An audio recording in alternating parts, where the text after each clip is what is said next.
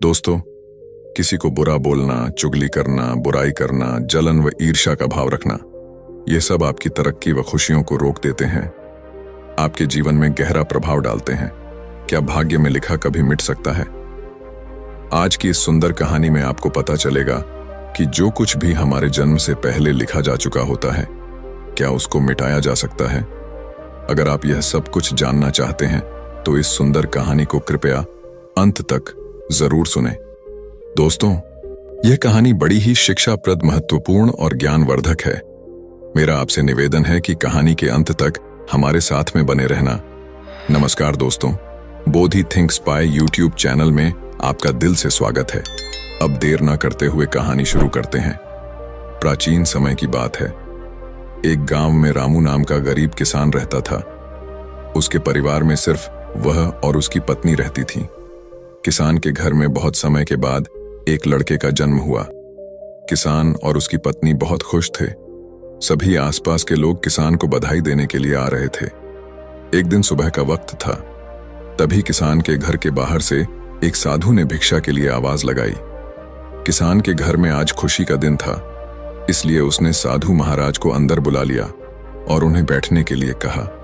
जब साधु महाराज बैठ गए तो किसान ने साधु महाराज से कहा, महात्मा जी, हमारे घर में बहुत समय के बाद बच्चे का जन्म हुआ है। आप कृपया करके इसका नामकरण कर दीजिए।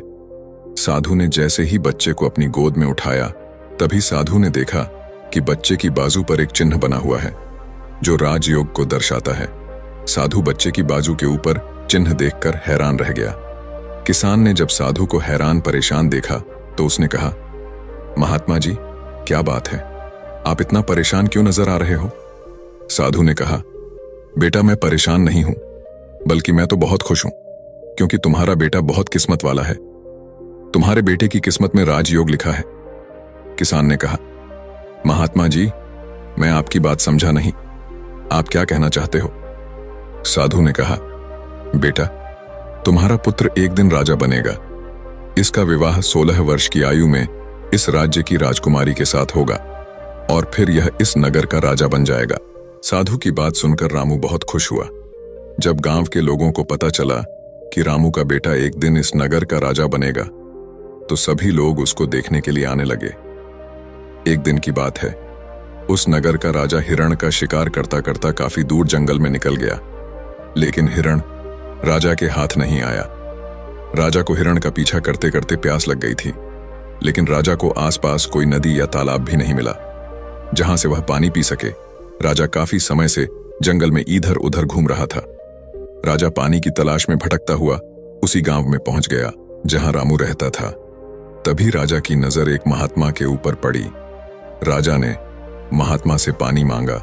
महात्मा ने राजा को रुकने के लिए कहा और अपनी कुटिया के अंदर से पानी लेने के लिए चले गए। महात्मा ने पानी लाकर राजा को दिया। राजा पानी पीने लगा। पानी पीने के बाद राजा ने देखा कि बहुत सारे लोग बाहर इकट्ठे होकर जा रहे थे। राजा ने महात्मा से उन लोगों के बारे में पूछा तो महात्मा ने कहा, यह सभी रामू के घर जा रहे हैं, क्योंकि उसके घर में एक बहुत ही किस्मत वाला बच्चे का जन्म हुआ है और एक साधु बाबा ने उसके बारे में भविष्यवाणी की है।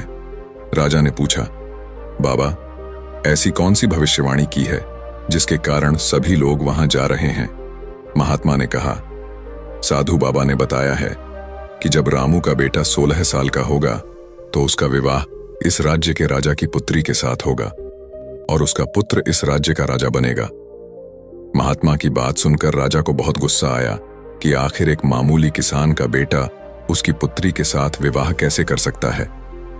राजा ने महात्मा से कहा, महात्मा जी, मैं ही इस राज्य का राजा हूं और आप क्या सोचते हो, एक मामूली किसान के बेटे के साथ मैं अपनी बेटी की शादी कर दूंगा। महात्मा ने कहा, राजन, जो इस बच्चे के भाग्य में लिखा है उसे कोई नहीं मिटा सकता। राजा को अपनी ताकत पर बहुत घमंड था। उसने कहा, महात्मा जी, मैं भगवान का लिखा हुआ आपको मिटाकर दिखाऊंगा। महात्मा ने मुस्कुराते हुए कहा, राजन, मैं भी यही हूं और आप भी यही हैं, देखते हैं। राजा ने महात्मा को प्रणाम किया और वापस अपने राजमहल चला गया।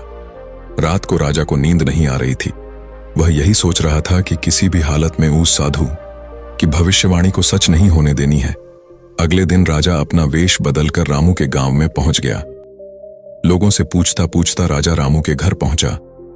राजा ने रामू के घर के बाहर जाकर उसे आवाज लगाई।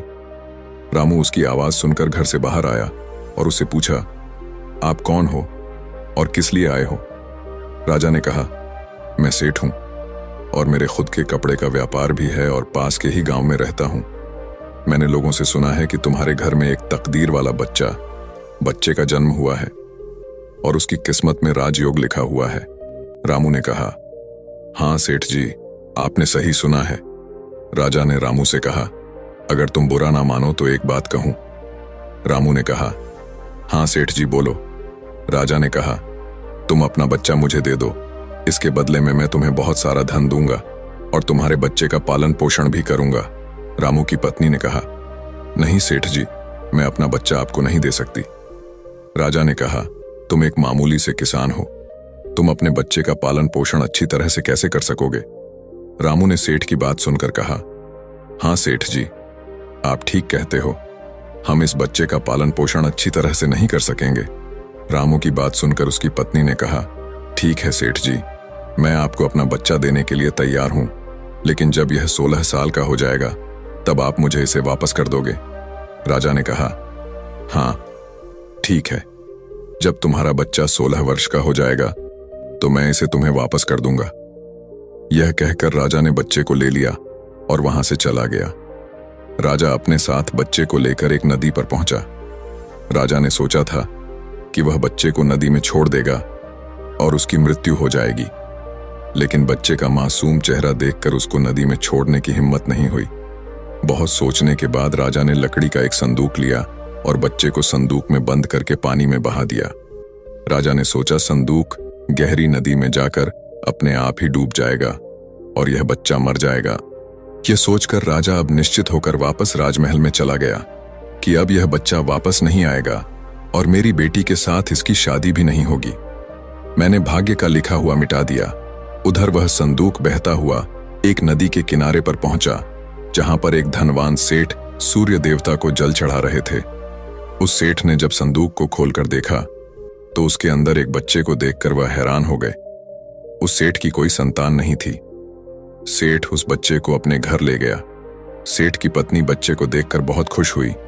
उसने जब सेठ से पूछा कि यह बच्चा किसका है, तो सेठ ने उसको बच्चे के बारे में बताया कि कैसे वह उस नदी में बहता हुआ मिला है। सेठ और उसकी पत्नी ने बच्चे के लिए भगवान को हाथ जोड़कर धन्यवाद किया। अब वह बच्चा सेठ के घर में पलने लगा। सेठ ने उस लड़के का नाम सूरज रखा था। इसी तरह धीरे धीरे 16 वर्ष बीत गए। सूरज बहुत ही समझदार और बुद्धिमान था। एक दिन सूरज को अध्यापक पढ़ा रहा था। अध्यापक जो कुछ भी पूछता, सूरज तत्काल उसका जवाब दे देता। यह देखकर अध्यापक ने सूरज को कहा, तुम तो बहुत ही समझदार और ज्ञानी हो, तुम आगे चलकर बहुत बड़े आदमी बनोगे। अध्यापक सूरज की प्रशंसा कर रहा था कि तभी वहां से वही राजा गुजर रहा था जो किसी दूसरे राज्य में किसी काम से जा रहा था। राजा ने जब सूरज की तरफ देखा तो राजा वहीं पर रुक गया। राजा ने सूरज से पूछा, बेटा तुम कौन हो और कहां रहते हो और तुम्हारे पिताजी का नाम क्या है? सूरज ने कहा, महाराज मैं सेठ हीरालाल का पुत्र हूं। यह पूछकर राजा वहां से चला गया। अपना कार्य करने के पश्चात राजा जब वापस आया तो वह सेठ हीरालाल के घर गया और उसने हीरालाल से कहा, तुम्हारा बेटा बहुत ही समझदार और बुद्धिमान है। सेठ हीरालाल ने राजा की बात सुनकर कहा, महाराज मैं उसका असली पिता नहीं हूं, मैंने तो उसे सिर्फ पाला है, लेकिन वह मेरे लिए बेटे से भी बढ़कर है। राजा ने सेठ हीरालाल से पूछा, क्या यह लड़का आपका पुत्र नहीं है? तो फिर यह लड़का आपको कहां से मिला? फिर सेठ हीरालाल ने राजा को सारी कहानी सुनाई कि कैसे वह उसे बहते हुए पानी में एक संदूक से मिला था। जब राजा ने सेठ हीरालाल की बात सुनी तो वह चौंक गया। राजा समझ गया था कि यह बच्चा वही है जिसे मैंने 16 साल पहले नदी में बहा दिया था। राजा और सेठ हीरालाल अभी बातें कर ही रहे थे कि वहां पर सूरज आ गया।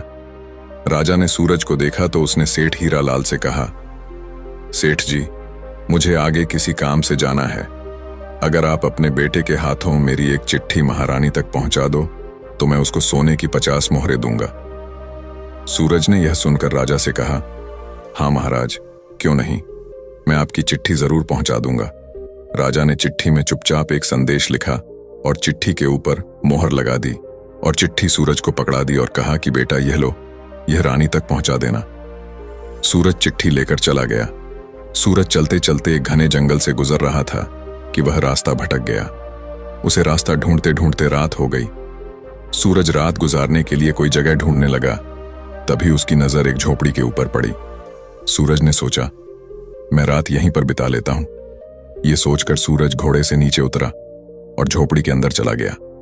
जब सूरज अंदर गया तो उसने देखा कि एक बूढ़ी औरत खाना बना रही थी।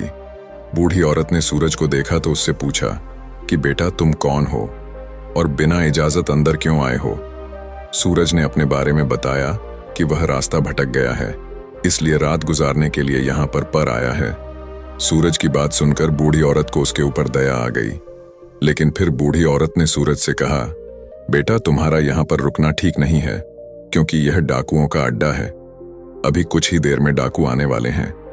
यदि उन्होंने तुम्हें यहाँ देख लिया तो तुम्हारे लिए परेशानी खड़ी हो जाएगी। सूरज ने कहा, लेकिन माताजी इतनी भयानक रात में मैं कहीं और जा भी नहीं सकता। अगर मैं बाहर गया तो जंगली जानवर मुझे खा जाएंगे। इससे अच्छा है मैं यहाँ कोने में जाकर लेट जाता हूँ। यह कहकर सूरज